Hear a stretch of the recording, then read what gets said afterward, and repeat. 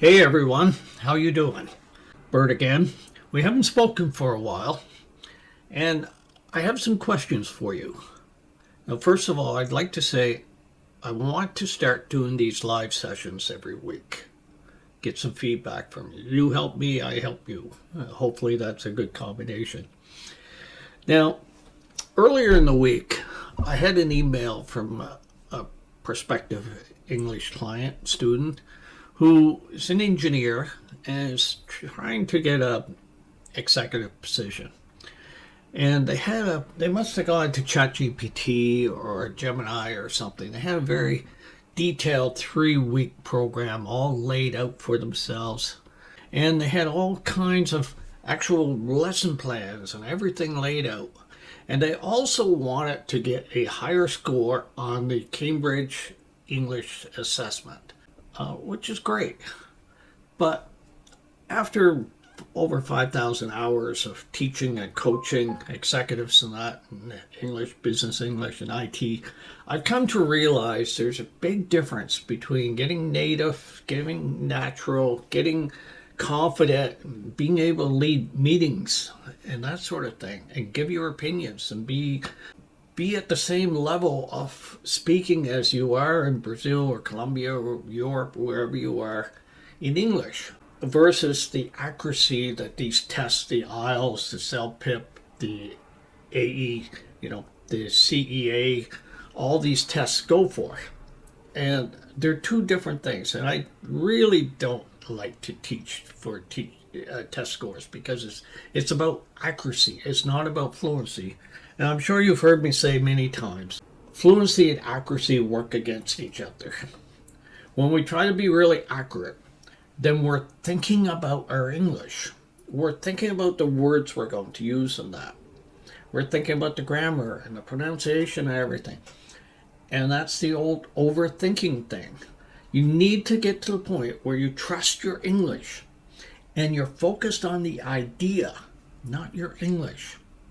And you can give a confident and cohesive answer that's professional, that impresses people around the table, that adds to the conversation, that solves a problem, that can show your leadership ability. And that's not going to come to you through these kind of Cambridge programs. I've had many students over the years who come to Canada or gone to the UK or someplace and done a 3 or 4 week program that was supposed to be immersive and give a result, take them from a B1 to a B2 level.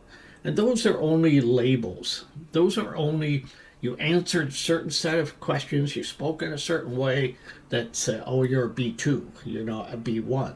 It's, in my mind, if you are executive, you want to be executive, or you're a professional, and you want to progress in your career using English, then it's more about confidence. It's more about how you deliver your messages. Communications is much more than words and grammar. That's a minor part of it. It's how we deliver our message. This is something I saw in 35 years of high-level business experience. And the last 6 years, I've been working with executives and professionals and that, helping them with their English communication. So anyway, getting back to that prospective student, I said, well, let's chat and make sure that we can work together, because your coach has to be somebody that you would like to work with. I'm sorry for being so wordy.